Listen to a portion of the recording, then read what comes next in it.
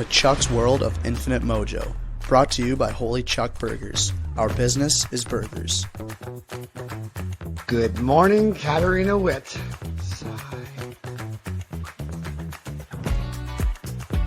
There's no such thing as bad boys, only boys with bad hair.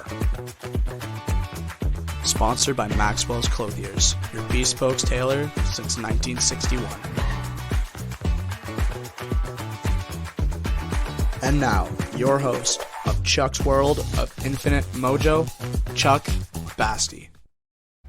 And welcome back to another episode of Chuck's World of Infinite Mojo. I'm Cam LaRock, your producer, and of course I'm with Chuck Basti, our host. Chuck, what's going on?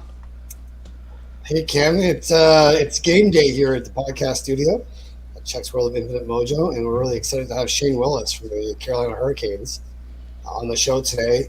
We're going to be talking about community and why the Carolina Hurricanes just do it right. I mean, I went down there in November and just literally, I think I went to 7 NHL cities during that tour, and I put Carolina at the very top of that. I mean, I was blown away, and we will get more into that as well as time goes by. But Shane was great at taking the time to sit with me to kind of walk me through their minor hockey association, their foundational work, their partnership with NC State in the parking lot, everything that goes with Carolina Hurricanes. I got to watch a game there with this guy named Connor McDavid. Perhaps you might have heard of him. I think so. Yeah, I think he sniped in the game as well. That game had a penalty shot, hat trick, like everything that could have gone in that game was just a fantastic game as well. And I'm really excited about having Shane on the show. Yeah, I've heard nothing but good things about the Carolina community, and I'm glad they finally got a chance to have an outdoor game, which I know you guys will discuss more. But, yeah, you know what? I'm looking forward to I kind of missed that game. I really wanted to go down for that game, and the Stars just didn't align for it as well. But we'll talk more about that as well, and I'm sure that won't be the last one they'll have down in Carolina. Yeah. So I'll get out of here. I'll bring Shane back up. Good luck to both of you, and I'll enjoy watching. Thank you, Kim. And there we go. Shane Willis, welcome to the show. Thanks for having me, Chuck. Yeah, it's great to have you on here. Listen, before we even start, I just want to thank you for taking the time while we were down in Carolina just to kind of use that Southern hospitality that you guys have down there. Just help us understand a little better about, how you guys do business in hockey. Obviously, I think it'd be safe to say that you might be a fifth sport professional in the Carolinas, under NASCAR. But the energy and the fan base and just the amount of mind-blowing stuff that I witnessed when I was down there just blew me away. Like I said, I went to 7 NHL cities when I was down there, and Carolina was at the number one top of what my experience was. And I just want to actually have you speak a little bit to that before we start off with. Well, I think we may be on that list, as you mentioned, down a little bit, but that's our overarching goal. And with a great hockey team that we have right now in Carolina, I think we're racing up the charts. But ever since I played back here in the early 2000s and the people coming to the rink and you see the same people, it's been about that community outreach, which I know we're going to talk about in a little while, but you have to create the ultimate fan experience. And something I learned when I started working more on the community side is we're the forward-facing group. The fans going to come to the game because they want to see the Carolina Hurricanes, but win or lose, it's up to us to make sure the experience they have is positive no matter what happens during that game. And it's been an absolute blast to be a part of. We're glad we got to show you just a small tidbit of what we do down here, and we're kind of ramping things up right now, getting ready for a huge playoff run. And again, making that fan experience, which includes the tailgating and all that craziness that goes on outside in our parking lot's a big part of it. Yeah, I'll speak more to that a little bit later on because that's worth really bringing up because I've never seen tailgating in an NHL arena. Maybe Philadelphia when they went to the Cup final in 2010, but I've never seen tailgating the way you guys do it as well. But before we get there, I thought we just take our fans and our following right now on a little bit of the Shane Willis train and figure out how you ended up landing in Raleigh as well, where your hockey journey kind of started. And what attracted you to the area? Well, my biggest journey, obviously mine was a long journey. A lot of people don't know my entire story. I grew up in Sylvan Lake, Alberta, playing minor hockey there, all the way up until I was age of 14, just playing lower level hockey until the Western Hockey League Bantam draft kind of came by. I wasn't selected in the Bantam draft, but the following days, Western Hockey League teams have the ability to add a few more players to their protected list. And I got a phone call one day from the Swift Current Broncos scout and said, we've seen you play. We like what you do. We're going to add you to our list, and we're going to start sending you letters about coming to camp and stuff like that. The funny part was he never asked to talk to my dad, so I hung up the phone, and my dad was like, "Who is that?" And I gave him the short 14-year-old answer, and he goes, "What does that even mean?" So we made our way down to the local rink. Luckily, our local rink owner knew everything that was going on, and he kind of explained things to us, and that's when he said, "You should probably go into Red Deer and try and play AAA hockey if this is something you really want to do." So the following year, I did that. I made the AAA team, continued to play in Red Deer, and go to a few training camps in Swift Current. I was involved in, I think, looking back at probably one of the biggest trades ever in Western Hockey League history, where the Prince Albert Raiders traded Dean McCammon and a defenseman and another couple players to Swift Current, who was going to make a run at the Memorial Cup.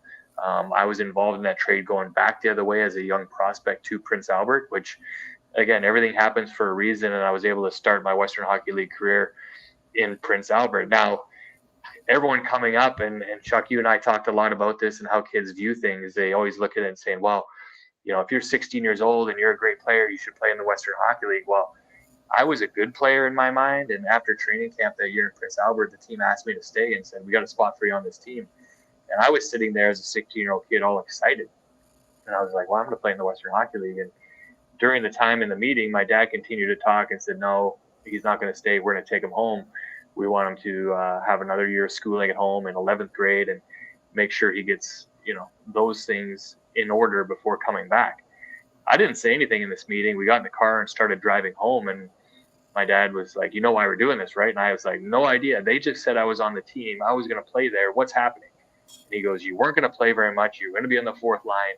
This is a better move for you educationally and to play at a high level back in Red Deer for another year at AAA." Well, I always talk to my dad now, and I thank him so often because he was right. I went back and played on the first line.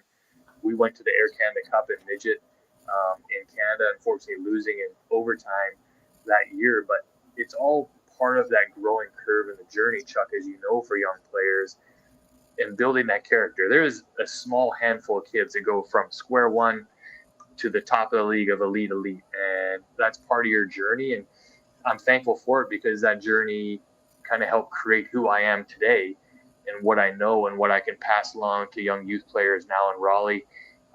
Here they're growing up in North Carolina. And after playing in Prince Albert and a little bit in Lethbridge as well, involved in another trade, I was drafted by the Tampa Bay Lightning in my first draft in '97. So after that, I didn't sign after 2 years, and I actually wound up going back in the draft. One of the first times players were going back in the draft, and I was lucky enough to get selected in the fourth round by the Carolina Hurricanes after being selected in the third round by Tampa. But again, all of those things and everything that's happened throughout my career have happened for a reason, and kind of where I landed today, obviously playing for the Carolina Hurricanes and now working for the team in a community outreach fashion. Yeah, and I'm glad that you mentioned that as well, because like you and I have talked about this before, but all these parents and kids, I find, have a little bit of arrogance about what they seem to think is best versus just letting your kid, work their hardest, learn their lessons, go where they're going to go, and make the best of the opportunities that they have while they're there, which I call controlling the controllables. I mean, and I think, that's all you can really ask an athlete to do is just say, hey, what's in your control? Are trades in my control? No. Coaches, favorites? No. And, basically what I can control is how hard I work here, how my attitude is, what a great teammate I can be to people as well, and be able to move that as well. So I wanted to go to your draft year when you first get started off. You get picked up. And then that goes a little differently for you as well, coming into the minors. But let's talk a little bit about your journey as well and how you got there, how you had to work for everything that you had, and then how you benefited from all that. Well, after coming to Carolina, obviously coming in for one training camp, you go back to junior, and then coming in as an overage player in the Western Hockey League, I was 20 with the mindset of like, after I came out of training camp, I'm going to sign a contract. I'll probably stay in the minor leagues for my first year. Training camp was okay for myself, but I knew it wasn't great. So heading down to New Haven, Connecticut at the time, the other factor I didn't really put into play was Carolina and Florida shared this minor league team. So in a young person's mindset, you have to realize, well, there's not as many spots for us here as we thought, because you're sharing a team with someone. So I went down to New Haven. I was playing some exhibition games, and I still remember the day my agent called me, and we were talking about things, and he said, hey, we think you're going to have to go back to junior. And I was just silent on the phone. I was like, what are you talking about? I said, I thought I was going to sign and just play in the minors. Like, I'm an overage player, like going back to junior. What, your immediate mindset is, what is going back to junior going to do for me as a player? I've achieved all these different goals. I went to the Memorial Cup final. I scored over 50 goals. Going back isn't going to help me. And he goes, we really don't have a choice. And I remember being devastated of like, what is happening? Like, I don't understand how I've worked this hard and playing like this to just not get that opportunity. But home, and lucky enough, I had a great general manager and coach in Brian Maxwell in Lethbridge at the time. And, obviously he welcomed me back in with open arms, and he had been around the game for a long time. And I think that is the other part I've learned on my journey, is to surround yourself with great people. And Brian was one of those great peoples. Brian Shockey, another one of our coaches in Lethbridge, another great person who went on to scout in the National Hockey League. These guys helped me understand things and really pulled away the distractions of, don't worry about that. You're here now. Just play and play your best and show them what you're growing into, because you have to make steps forward. You can't fall back. You can't quit. And I think that's another big part of a journey for players. And you see it at the National Hockey League level. You see it in the American Hockey League level, and you see it all the way down in junior and even the lower areas. The coaches and people that surround these players have such a big impact on them. And I know I had a ton throughout my career. And that was a big step. I played and had a great year in junior that year. We made the playoffs. We didn't make it very far, but again, that was a learning curve to where I played so well. As soon as the season ended, Carolina brought me back to New Haven, and I was there for the remainder of the season. I signed immediately. I was gone. So that hard work paid off, and I think that's one of the things I continue to push on kids. You're on such a big curve, right? The road is so long to get to the National Hockey League. Very few players jump in at 18, 19 years old. Think about how old you are now. How far away is your prime of 25, 26 years old? And every day you have to work on your craft and hone in your craft and continue to push through the days of like, well, this sucks. There are how many days we go through of like, I don't want to do this again.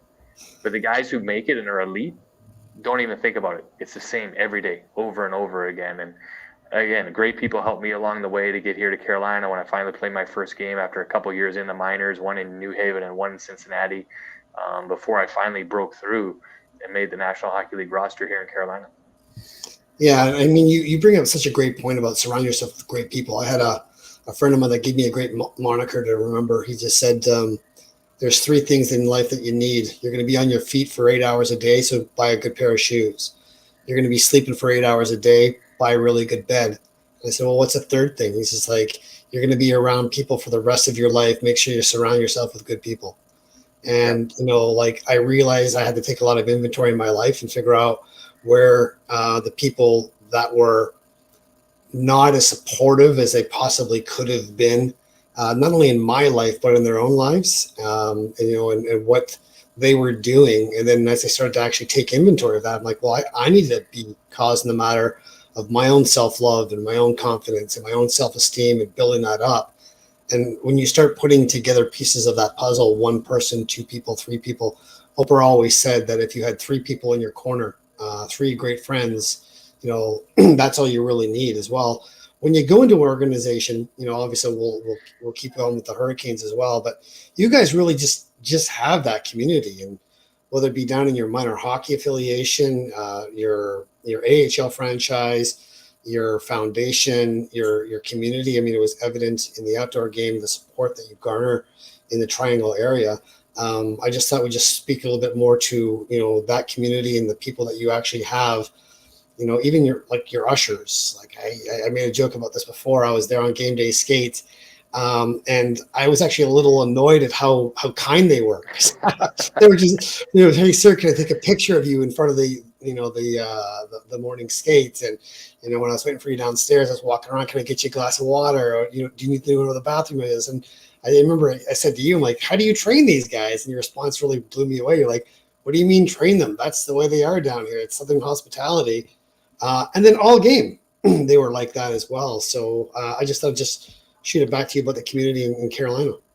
Yeah, and I think that's something, if I go back to when I played here for Carolina, and you go back to the ownership group of Peter Karmanos when he was here before selling the team to Tom Dundon, I think that's something that starts at the top and flows all the way through the organization into the players.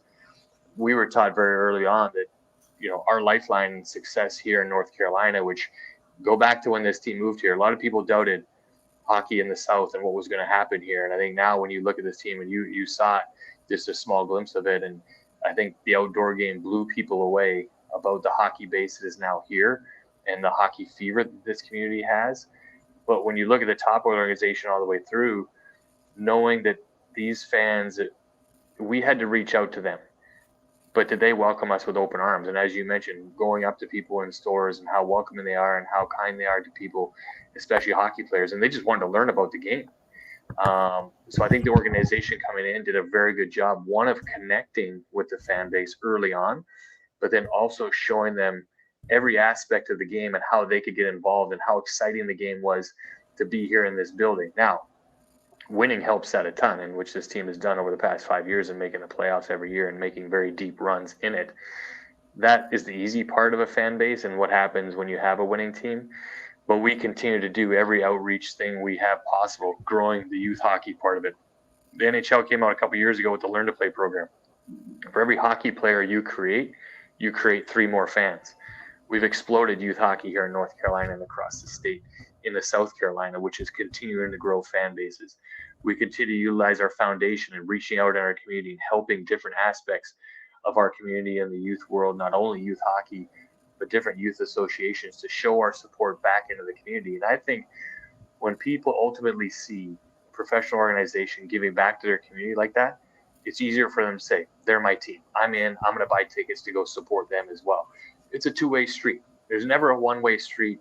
And like I said, it comes from the top down, and working here is a tremendous privilege to be able to go back into the community and then see those people coming back in, the smiles, the high fives we receive each and every night from our fan base. And as you mentioned, all the way down to people who are working as ushers at home games, do it right in this organization. Yeah, and I'm glad that you mentioned from the top down. I was fortunate enough to interview Mr. Snyder from the Philadelphia Flyers before he passed away. Mr. Snyder owned the Flyers for almost close to 50 years at the time. And one of the things he said to me that never left me, he just said, he's like, Chuck, I never asked anybody to go into the community to go and buy season tickets for the Flyers in 50 years. What I did do is I went into the community and I invested in the community's initiatives. And I let them believe that I was going to be investing in their initiatives, the community, the hospital. He bought, 4 hockey rinks there, so that way the minor hockey associations could flourish. And he just built up that base. And once they saw that he was invested in Philadelphia, they invested in the Flyers. And the Flyers are a very, very distant third, if not a fourth professional team in Philadelphia. You have the Eagles, number 1. And then you have a very distant second at whatever that is, the Phillies or the Flyers and, the Sixers. But at the same time, the same premise is true. Like what you guys are doing in the community right now, it really shows in the amount of support that they're bringing back, where football is a massive number 1 sport in the Carolinas, obviously. And you guys being up in Raleigh, you're a little distance from that as well. But I can't reiterate how much I was blown away by your fans. I want to pull up a couple pictures here of you during the game time. I said to you after the game, I don't know how you heard what the hell was going on, because in the first period it was like, yeah, it was all right. There was a little bit of noise and took some pictures, and there's a couple guys behind you. But after the second period, the second intermission, the noise in that lobby was so crazy. I had to get out of there. I was just like, they're going to kill me here. And I'm in a, jacket and tie and whatnot. They're thinking I'm probably a narc or something like that while walking around there. But I mean, I was blown away by how you guys could actually hear anything. Cam, let's cue these pictures up for the folks at home as well. There we go. If we can go one by one, if we can. Is that Hannah there with you? Yeah, Hannah Yates, our great host of Bally Sports, of the pregame, postgame show, and intermission work. She does a great job. She joined us this year, and I told her the very first game, I said, "Are you putting in one earpiece or two?" And she's like, "Oh, I was just going to wear one." And I said, "You may want to wear two." And she was like, "Why?" I said, "These people get rowdy behind us, and every period it gets worse." The playoffs are even more awesome because we're actually outside on our plaza area. So the worst part is you're in a suit and it's probably 92 degrees. But the amount of people that have been there since 4 o'clock tailgating for a 7 o'clock game get behind you, and they're all primed up, ready to go. It's just a great atmosphere. People have looked at our parking lots for a long time and our arena. They're like, they should move the arena downtown. And I'm like, why? I said, you'd lose every piece of the tailgating atmosphere you have. I mean, kids playing street hockey before the game, people playing cornhole, and then the grills are out. Playoffs gets hectic. People get in here as early as we can. We say parking lots open at 4. I tend to leave sometimes at lunch and be like, wow, they've started already. But it's a great atmosphere. And as you mentioned, it's crazy behind us during the shows. Some of our fans wish we'd turn our microphones up because they can't hear us even talking. Some nights it gets so rowdy. But again, they branded the arena the loudest house in the National Hockey League a few years ago in the playoffs, and it continues to show why. Even tomorrow night, Tuesday night, we're going to play against the Ottawa Senators. It's a sold-out crowd, packed house. It'll be rocking again as this fan base gets ready for what they hope another, very deep playoff run. Yeah, and I mean, like, if you would have told me before I went down there, hey, Chuck, it's going to be really loud here, or like the parking lot's going to be a zoo, I'm like, I would have been like, yeah, okay, whatever. But I mean, like, literally when I'm walking around, I'm like, man, oh man, where am I? Like, this is the deep South. And hockey should be, yay, we'll cheer a little bit. But I mean, these fans, I mean, the parking lot, I mean, it rained a little bit the night the Oilers played the day I was there. But they were still out there and they still had their barbecues out there and like tailgating and beer. And, as I walked by, I just kind of like stood and watched a little bit because I was just like, you don't get this in Canada. And obviously in Canada, like we think hockey is royalty. But you guys just do it right. And I was just blown away by that. Well, what you should have done was just walked up to one of those tailgates because you would have been well fed. You would have been given free beverages. Everyone would have just talked you up and said, where are you from? And welcomed you right into the party. And that's how it goes down here. I think everyone saw that. And I'm glad everyone saw it on a national level for the outdoor game because I thought this organization blew it away with the presentation and everything that happened there. I loved that it was a night game. I thought the 8 o'clock game and how packed that football stadium was with the lights and everything, it was just done right. Lucky enough, we were able to take that day off and just sit back and enjoy it. But just to see how many people, it was just like a true party because everyone you walk by, even on the way in before the game had even started, everyone's high-fiving. This is awesome. And the game hadn't even started yet. Then the Hurricanes go out and absolutely just crush the Caps. And the place was bonkers the entire night. Yeah, I mean, I wish to God I was there for that game as well. Like I said, the Stars didn't align for that as well, but I watched it on TV as well. It was a fantastic game. I actually had a little bit of pride inside of my. I'm like, man, I've been there. Man, I saw that. Man, I took a picture of that. I cursed the Caps. Everywhere I went, the Capitals lost. Like it was funny on that trip. They will never ask me back again because I went down to Washington. They lost against the Coyotes. Then obviously they lose you guys in the outdoor game. I went to St. Louis. They lost in overtime to the Blues. So like I don't think the Capitals will ever have me back again because I was good for Ryan O'Reilly and the St. Louis Blues, a couple other guys as well, but didn't do so well against the Capitals. Why don't we bring up some slides because I want to show the fans at home. I took some pictures while I was down in Raleigh as well of your practice facility, your junior team, your minor hockey association there. So we'll just start off with this. This is the home. Yeah, this is our new practice facility, only a couple years old now. A great welcome addition here. most of the rinks that our youth hockey players have kind of started and grew up in were not rinks to begin with, right? There was one actual rink that was built as a hockey rink. The rest were kind of warehouses manufactured into, a hockey rink will fit inside here. And they were put inside. So to get this beautiful new 2-sheet facility there for not only the NHL Hurricanes, but our junior and youth programs, all the kids were so excited to go in there and get some teams to come down and play.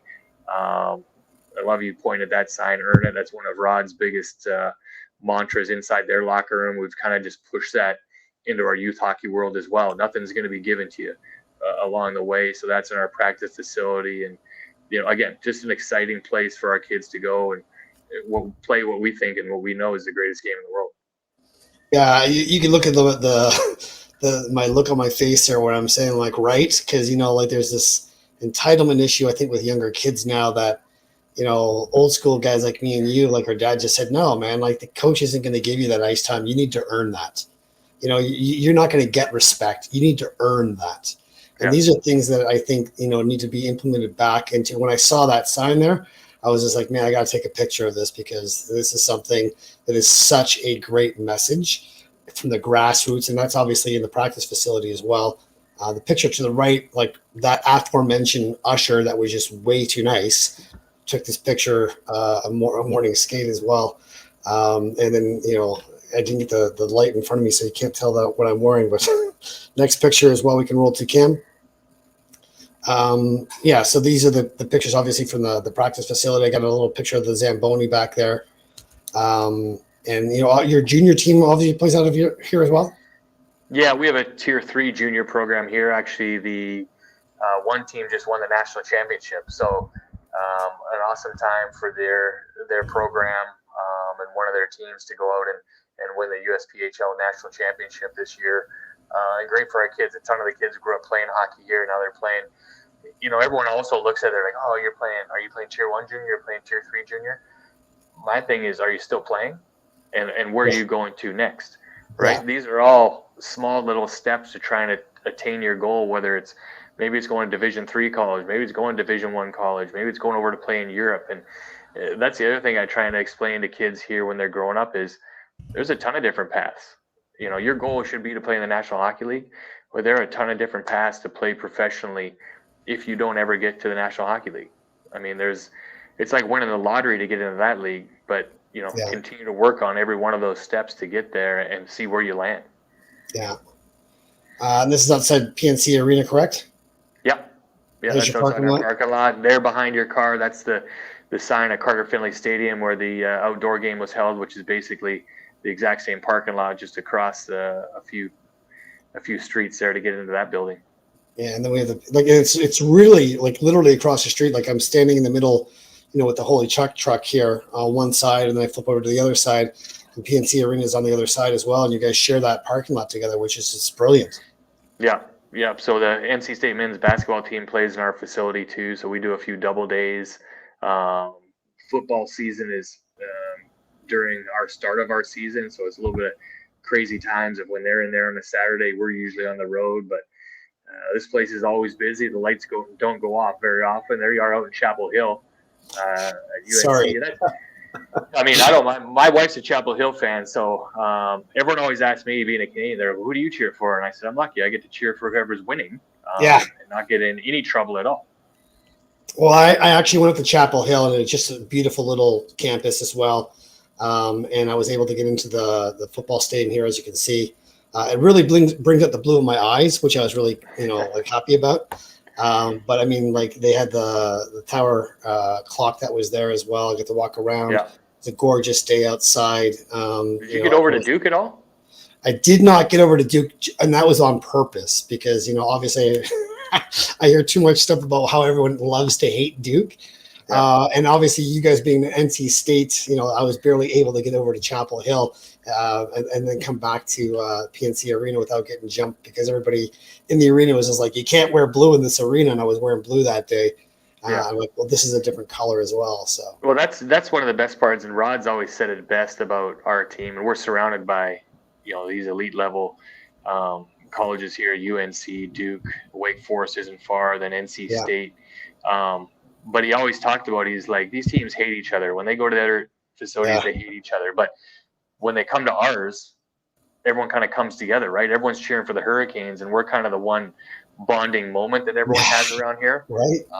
Where they can actually turn and high-five each other without wanting to throw the other guy out of the building. So it's a cool experience. But again, it's another area we try and dive into too. How many of these college kids can we get coming to our games as well? And you actually had a great moment with the Tar Heels as well, just before going to the next slide, where they had, what they're calling the goal of the season this year as well. With it was a sick goal. That one was all over social media as they played. The other cool aspect, we flip back a second to the Stadium Series game. UNC and NC State actually played on the ice on Monday night. Yeah, 25,000 people showed up. Yeah, can you believe that? That's like that would be like a CFL football game. Yeah, that's club hockey. Those kids are going to college and they're paying to play club hockey. Yeah, there's not a whole lot of scholarships for hockey down there. Yeah, it's such a cool experience for those players. Again, a number of them grew up here, but now they're still playing hockey and going to an amazing school, getting an education from either UNC or NC State. It's just amazing to see these kids. Yeah. And I forget what this is the other thing I loved about the game. So this is at the end of the Edmonton Oilers game as well. I'll say a bunch of jerks just because Don Cherry actually coined that phrase there, which you guys made millions of dollars from. Because I don't know if we sent Don a thank you card or what.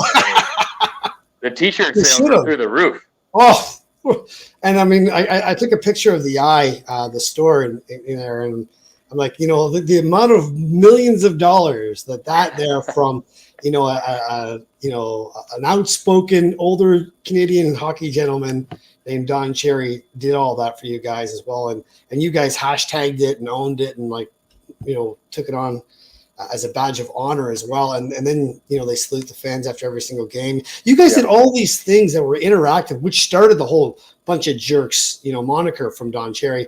Where you're like, whether they were bowling or doing hoops or anything they took it. They've toned it down a little bit. I think the players have run out of awesome ideas because they had we had one game. Evander Holyfield came out on the ice. He was at the game. Wow. They had Evander Holyfield come out on the ice, and Jordan Martinook kind of sparred with him for a second. Then Holyfield knocked him out, and they drug Martinook off by his skates. It was pretty funny, but everything had a cool little theme. But I think they've just ran out of ideas now. They just usually they salute the fans, or if someone's had a good game, usually everyone gangs up on them and makes a mockery of them and throws them down before they leave the ice. Nice. Okay, so we saw the Holy Check truck there. We were back at the beginning. So do we have a picture of the stadium game as well?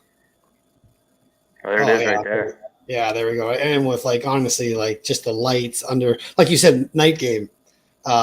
Fantastic idea. Whoever came up with the night game idea. It was a fantastic idea, and parking lots opened at 2:00 for an 8:00 game. Insane. It was a lot of enthusiastic people as well. So it was a great time out in the parking lots. And then again, the Canes performed so well. They were so excited to come out. They had to fly over. Everything was just on point the entire night. For the guys, obviously, as a player, I never got to play in an outdoor game, but it's something as a player, besides playing in the Stanley Cup final, every player wants to get a piece of now is I want to play in an outdoor game. And it was great for our organization and these players. Yeah. There's just a couple of pictures as well that Canada's been able to pull off line there and throw in for the outdoor game as well, just to see the excitement there. That's an old guy right there. I was waiting for your response on that one. Crickets here. Sandis Ozolinch going for the high five right there. Sandis Ozolinch. That's hilarious. Well done. Sandis Ozolinch had to be one of the first original offensive defensemen. He could move, he could pass. Wow. He actually set me up for my only career hat trick with a sick kind of behind the back pass against Atlanta one night. So he was a key part of our team that year. The hat trick. Do we have any more? There we go. Outdoor game. All right. Well, that's and that's just there was a penalty shot that I had as well. I'm not sure if we had that there. Who got that night? Did Svechnikov had another hat trick?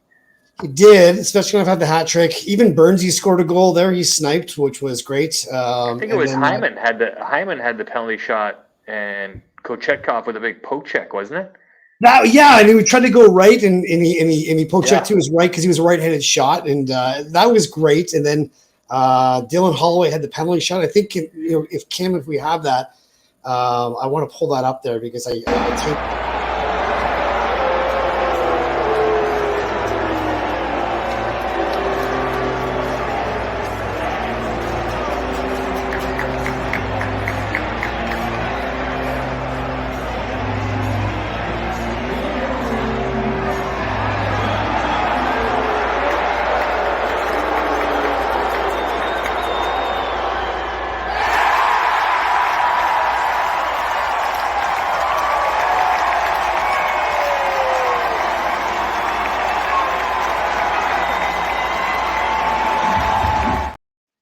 Oh, okay. It was funny because all the players came by and they didn't even touch him. He goes straight to the face-off circle, gets in the zone again, resets, and they kind of slowly morph beside him like he's a vampire. They kind of feel out, do I touch him on the pads? Do I not touch him on the pads? Nobody touches him. It's like he's throwing a perfect game. Don't go near the pitcher. Exactly. Someone said shut out on the bench. Like, don't do it. And it was hilarious. I was laughing, and as me as the token Canadian, nobody got that. It was one of those little nuances where like, why are you laughing? And it's like, why are you not laughing? They're not touching him for obvious reasons here, like he's a leper. So I thought that was pretty funny as well. So yeah, I want to kind of go into a little bit more about you guys, what you do in the foundational work. Obviously, go back to your minor hockey, into your community as well, and just what makes you distinctly different down there. I know you mentioned a little bit earlier on about how you guys have gone into the community as well to create that community, so to speak. But what makes you successful at doing that? Well, our foundation plays a key part in that. A few different events each and every year to try and raise as much money as possible. Things like 50-50 like they do in Canada.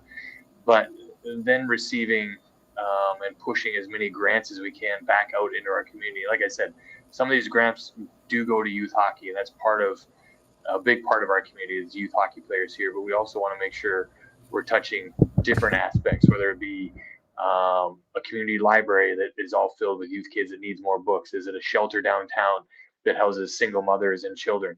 How do we give some of that money back there? So it's not only a single aspect of like all they care about is hockey.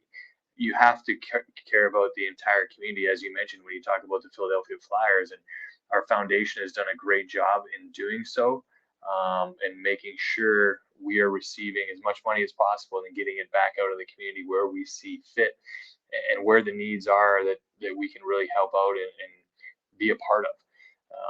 You look at community nights here. We do just last night when we faced the Islanders, we had our military appreciation night, something that everyone does across the league, but making sure you have those very special nights. So once again, the spotlight is on your hockey team, but let's turn that spotlight and utilize our platform to elevate other parts of our community, like the great military that we have here, and different areas and aspects that we do. Actually, Hockey Fights Cancer is another one that jumps out to mind, that the National Hockey League as a whole does a tremendous job raising as much money as possible to help each and every year. Let's talk a little bit about your minor hockey as well. Obviously, you've got a son that plays down there as well. You're a father first, who happens to play hockey really well. And, the amount of support, the coaching, the volunteers that goes into minor hockey, everybody gets that as well. But what are some of your observations about the minor hockey system, how they've been developing young kids? I always used to say that if we're thinking about hockey, and this is a big epidemic in Canada, especially in Toronto, too many parents out there really look at hockey as if it is the end-all be-all versus, hey, listen, hockey is just a hook that we're going to use to keep our kids interested, teach them determination, how to be a great teammate, hard work, work ethic, determination, perseverance, which is a huge thing for young kids these days because, in the world that we live of instant dopamine spikes and instant gratification, all these kids are growing up thinking, this is fast speed, this is easy, should be handed to me, as opposed to what your moniker is there of earning it. And just get your observations on that. Well, I think the other thing that jumps out to me is is really that support system we talk about, right? I think one of the biggest aspects of why I love my son playing hockey is that he's in a team atmosphere. He has teammates that he can lean on. And I think in a world that is overwhelmed by social media and electronics that are right in their hands, it's tough for kids. And I think to have that support system inside and outside of locker rooms is a huge factor and something we lean on here, especially with our youth hockey. You mentioned all the different pillars that are a part of it. And I think that's something, when I sit back, I talk to a lot of people, and I was talking to you about it. I think it's not only youth hockey, but youth sports in general is starting to take a little bit, if you will, of an ugly turn, right? Of how parents are looking at it and the atmosphere that's involved, whether you're inside a hockey rink, you're at a baseball field. There are certain times I kind of walk in, I'm like, what is happening? Aren't these just young kids playing a great sport? Like, why is everyone so tense right now? And I think that's something, as we talk about as our group, every year we just finished the season.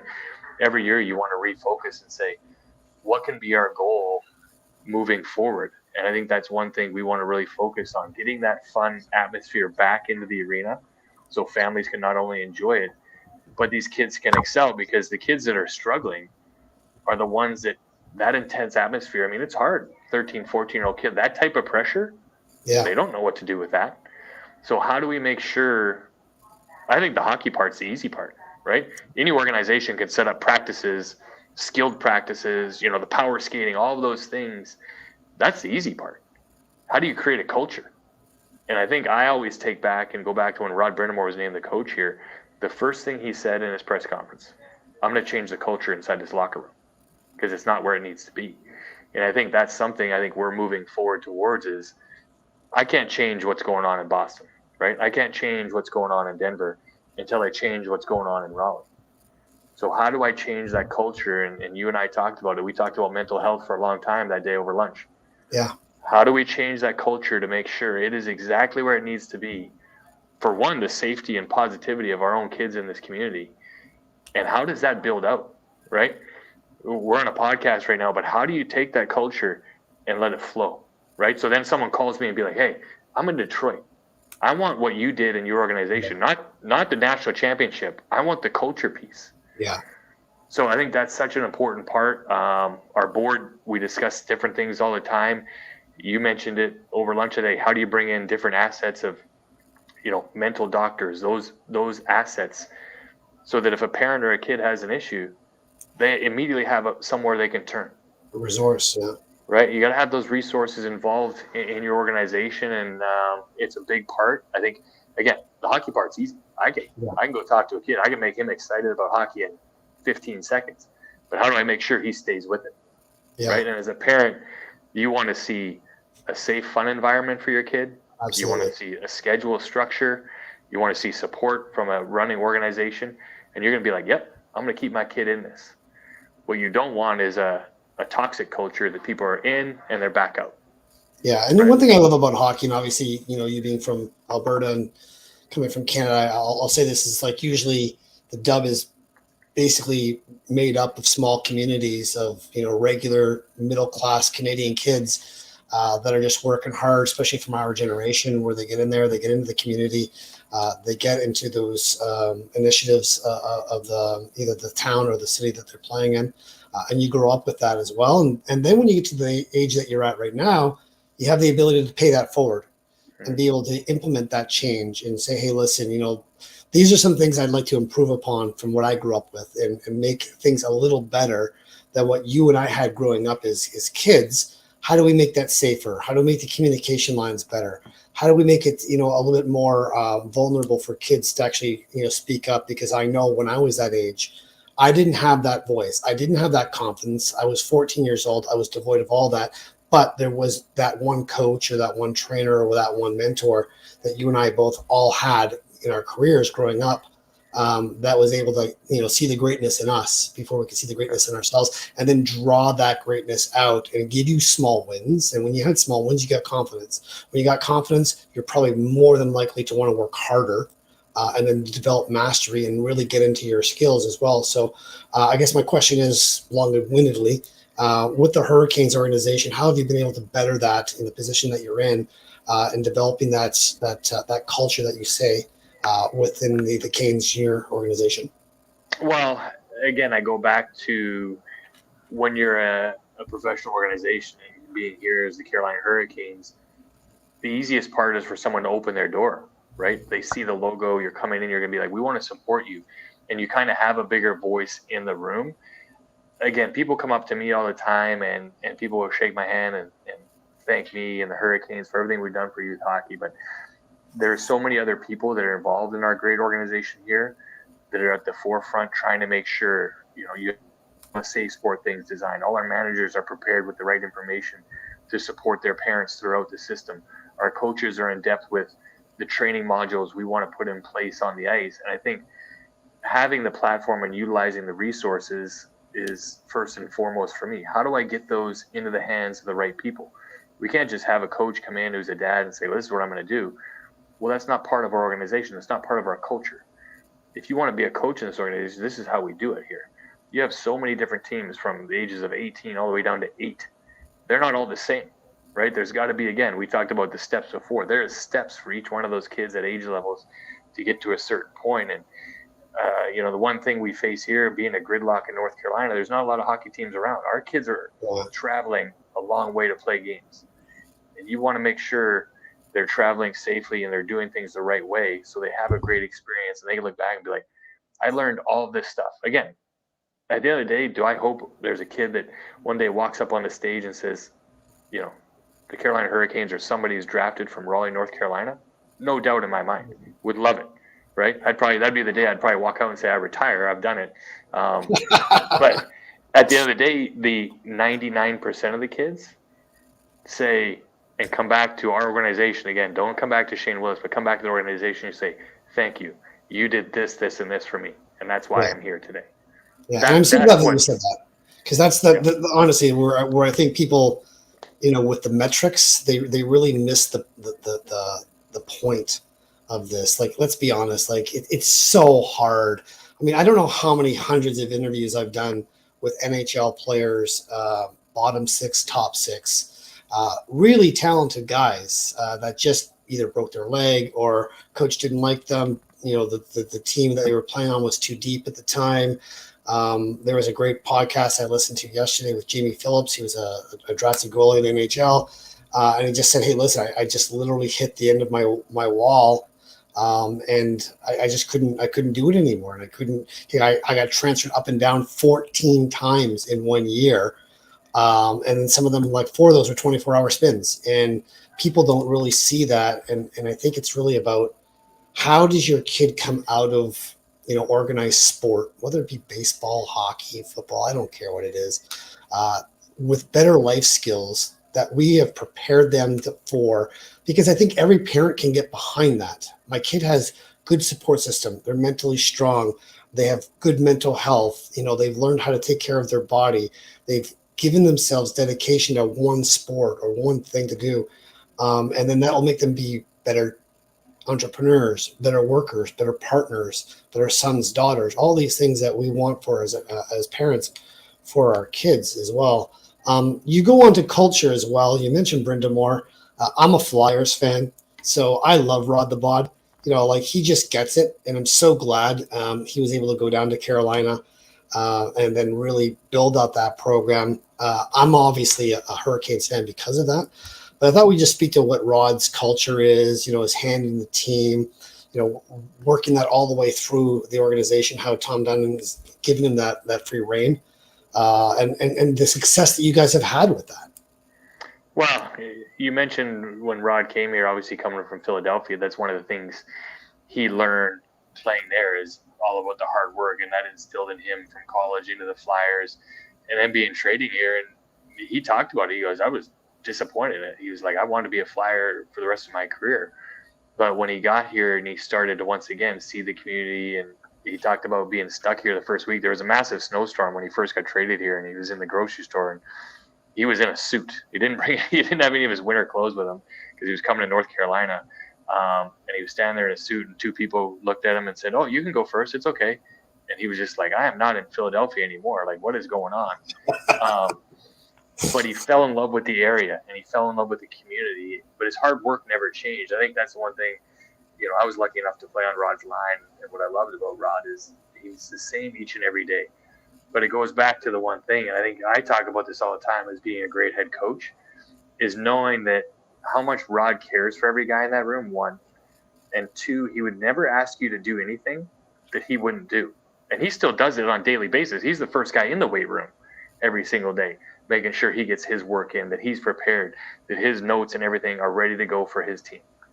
And I think that is how he changed the culture. He said, I'm going to do this. Do you want to come with me?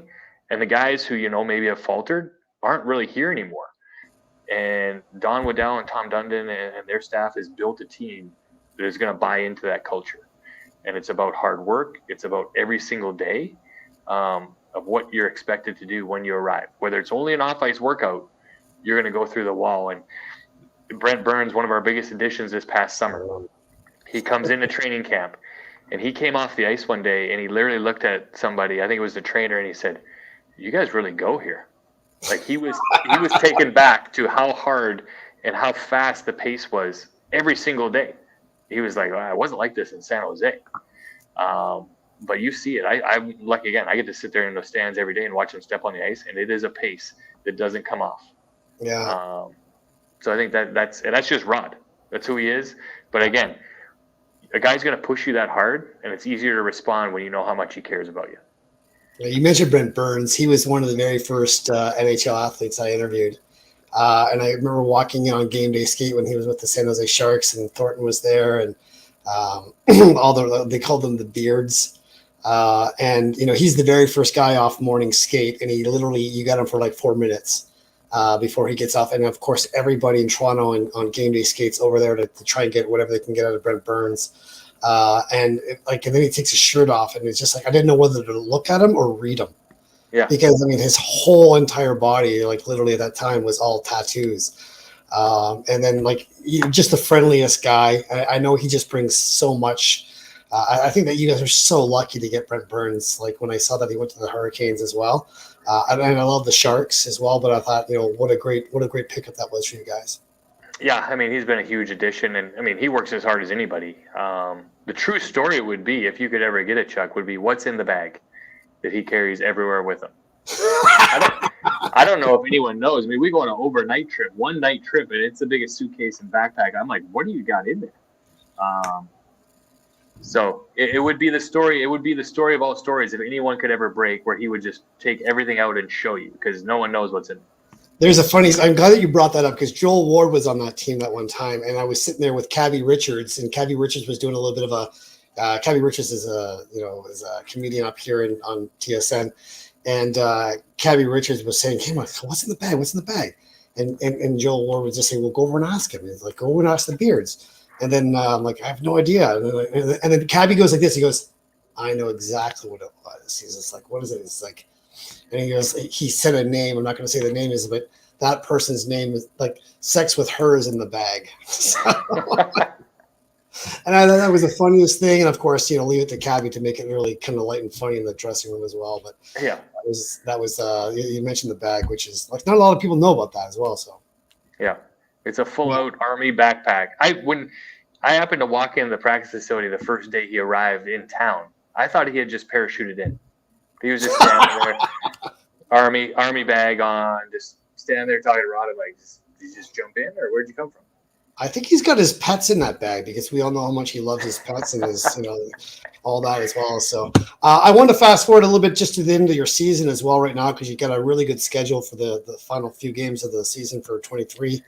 I'm not going to tempt the hockey gods by saying any of this right now. I'm just going to call a spade a spade. You guys are sitting in first place as it is right now, battling against the New Jersey Devils, which is mind-blowing to me right now. I'm saying this in April. And the Devils are in second place as well. But you guys are really aligned to make a really good run. Just staying healthy, getting that back before playoffs open first round as well. But your thoughts, going into the playoffs? Yeah, obviously the team suffered a couple of big blows. One, losing Max Pacioretty to the Achilles injury, and then losing another power scorer in Andrei Svechnikov just a few weeks ago. But the way this team is playing right now, and again, we talk about depth throughout the league so much, and this team has a ton of it. The way they're playing, the structure they're playing is so tight right now. And as you mentioned, 6 games to go, 2 against Ottawa, 1 against Detroit, Nashville, Buffalo, and Florida. In a tight race right now with a 3-point lead over the Devils. I think our schedule, if you look at strength of schedule, would be the easier one of the two. So, locking up home ice advantage for as long as you can is a huge part of the playoffs. Some people say it's not as important anymore because these guys play so well on the road. But when you get to the playoffs, if I'm going into a game 7, I'd rather be in my own building each and every time with my crowd behind me than, say, going into New Jersey or MSG for a game 7. That's for sure. But the team's playing really, really well right now. The penalty kill is through the roof. You'd love to see him score more goals on the power play, and everyone wants more goals. But as you know, Chuck, this is the time of year things get tight. There's not too many. If you're a betting man, there's not too many overs being hit, unless it's Ottawa and Columbus last night. Everyone else is just playing a tight defensive style throughout, and I expect the Canes to continue to play that way for the next 6. And I think the good thing that you guys have in your back pocket is just the experience level you have with Rod the Bod. He has that calm presence as well. Everybody sees and looks to him as an example. So although over 82 games in the season, I think these athletes, especially the leaders like your Burnsy in your dressing room, is going to be able to actually be that calm personality that just draws that anxiety away from the game and just gets guys into the zone, lets them be loosey-goosey. I know it's a big cliche, but I mean when you're not white knuckling that stick and you just allow your body to do what your body's been training to do for 20 years and taking that expectation out of your head, overthinking things, overanalyzing things, and just allow your body just to snipe. It makes a big difference where you can just maintain that. And I think everybody that I've talked to at the pro level has just said, when you overthink things, that's when you stop your training. Yeah, there's no doubt that whenever you go in and you play tight, you never play good. To go in and be able to play loose, play your style game. Jordan Stahl, the captain, is such a great leader inside that locker room. The other key point I'm going to give huge props to is our training staff here. Doug Bennett and Bill Burniston lead that charge along with their staff. And that's one area I love going to the locker rooms now because you see all this technology I use. I'm like, where was this stuff when we played? Like the readings they're getting off of guys in practice of how hard they worked, how hard should they work out? Should they not work out? They should only be 30 minutes. Like all that technology being used to make sure when it's game day, that guy is feeling 100%. What they're putting back in their bodies, the nutrition that these guys have at their fingertips to make sure he's on the right track to be able to play your best. And I think that's a part of it when you talk about playing tight. Another thing is when you're stepping on the ice, you never have a question of how you're going to feel because you believe in what the trainers and what the coaching staff has done for you. There's a reason we only practice 30 minutes today, right? There's a reason we're going to practice an hour today because this is going to help you. We're going to give you the day off tomorrow. Maybe we're not going to morning skate and just jump right into the game. So all of those things, again, when you look back at elite organizations, they have them dialed in, and the Hurricanes really have them dialed in inside that locker room. And again, it's part of the culture, and everyone knows that from the coaching staff, the players, the trainers throughout to make sure they're ready to go each and every day. I always just say that seventh man makes such a difference as a player when you're on that bench. I mean, you've been on that bench as well. I have not. But I do know in interviewing as well, like when you ask the guys, like when you're on that bench and, that anthem stops and you just hear that roar of that crowd there, it's a home crowd and they got your back. And then like, man, like it's crazy down here. Like it's like I always said, like if you would have told me that before, how crazy those fans were, I would have laughed at you. I would have thought you're crazy. But I'm going to game 1 when it finally arrives here in a couple of weeks. I'll video the first 45 seconds of this building before the team hits the ice, and I'll send it to you so you can play it in one of your playoff editions. But this play, the roof comes off. I mean, it is insane. The towels, the people love it. Again, I think it helps that they're outside at 3:00 in the afternoon getting ready for a 7:00 game. But they're getting tuned up. Right, they're getting tuned up. They're in one, as Mike Commodore would say. Yeah. But the building and the atmosphere and the players talk about it after the game. It is a different kind of loud and push that they get in the third period. And as a player, it does energize you, especially when you're at home. And that's why home ice advantage still is in play in my mind. Maybe not as much as it used to be because maybe think fans are nicer to the visiting teams than they used to be when I played. But definitely nicer than Philadelphia. That's for damn sure. Yeah. I played a couple games in the Spectrum in the American League, which was dangerous territory. You're just trying to get out of there. Even regular Flyers games are intense as well. But the fans here are awesome. They love to get loud, and it definitely is that seventh man here in this building. Yeah, you say excitable. I actually want to, before we go, I want to cue up that Tar Heel goal that's been, making viral turns on that as well. I don't know, Cam, if we can have that video up here, put us in a split screen, and then we can watch this dangle. It reminds me a lot of Ovechkin when he scored that goal. I think it was on That's exactly what I said. I said, who was that, Ovechkin?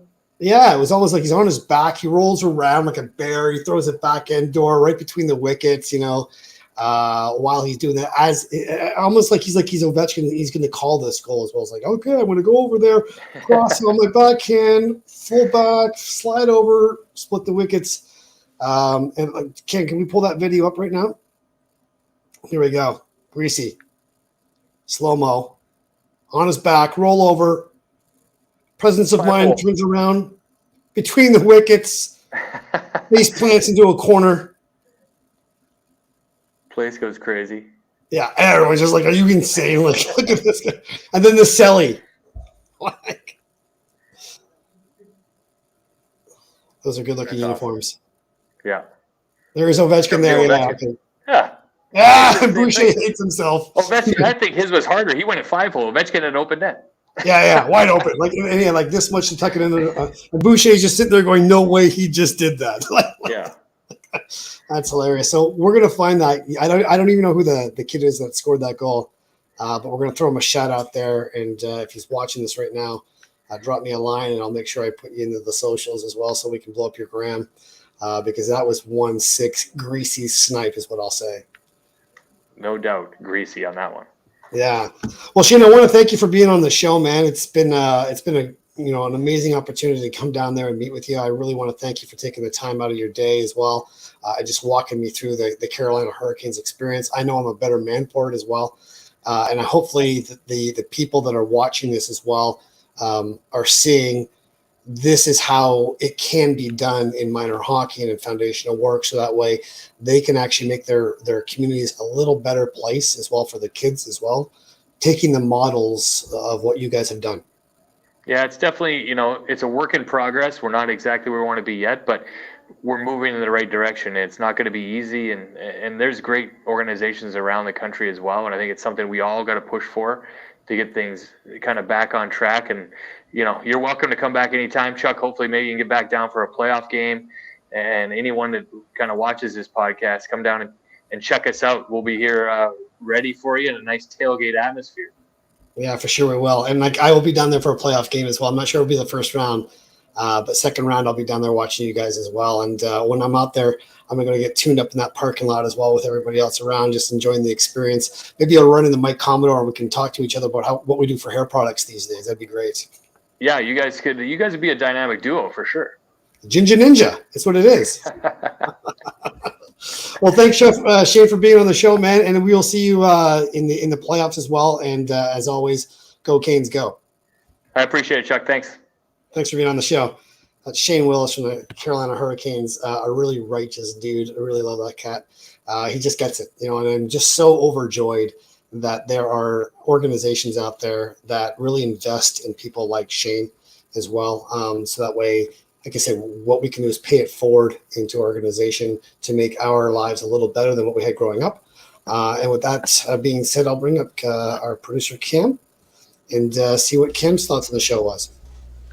Yeah, Chuck, I honestly wasn't aware of how just loyal and crazy that fan base was down in there in Carolina. I've heard things, but yeah, after seeing the stadium series and hearing stories from Shane and yourself there, like, wow, really blows me away. I remember the Hurricanes when I was growing up earlier 2010s, like they didn't have the best team. They went through a little bit of a rebuild there before Aho and the boys came through. But I'm glad they're on top now. It seems like a great place to watch a game in a sick community. The one thing I remember from the Hurricanes in my lifetime was when they had that one cup run where they won their cup, and Arthur Irbe was their goalie as well, and they put the Leafs out of their misery. And I thought that was the greatest thing in the entire world because obviously I'm not a Leaf fan. But all these Leaf fans went down in droves to the Carolinas, came back just talking about like this place is sick. Like these guys know how to party. They take their game really seriously as well. And again, I took that in stride. I went down there. I wasn't expecting anything. But when I met Shane and did the whole experience down there as well, I was just blown away. Yeah, I definitely got to make a trip down there sometime in my life, or be pretty And if pissed you off, I have the think. ability to go down to Raleigh, it's such a wonderful place. Yeah. I mean, they call it the triangle between Raleigh, Chapel Hill, and Durham as well. But there's just so much to do down there. I mean, the people are amazing. The Southern hospitality is wonderful. The tailgating experience down there is like it's like football, only hockey. But if you have the means, as Ferris Bueller says, if you have the means, I highly recommend it because that was one great experience as well. Definitely number one on my spot as well. So, and that'll do it for this show on Community with Shane Willis from the Carolina Hurricanes. I want to thank you for joining in on the show as well. I know that you had other places that you could have been right now that you're watching this video. If you are, thank you for that. And we always want to say, people helping people is powerful stuff. So get out there, make a difference, find that one person out there that you see the beauty inside of them before they see it themselves, and then draw that out and then watch the change happen. And that's how winning is done. So thanks for joining us on Chuck's World of Infinite Mojo. I want to thank shout out to Holy Chuck Burgers for throwing this on. Mark Anthony Hair Products, which makes this happen as well, which is not always easy. And Maxwell Clothiers as well, like our suit bespoke tailor since 1961.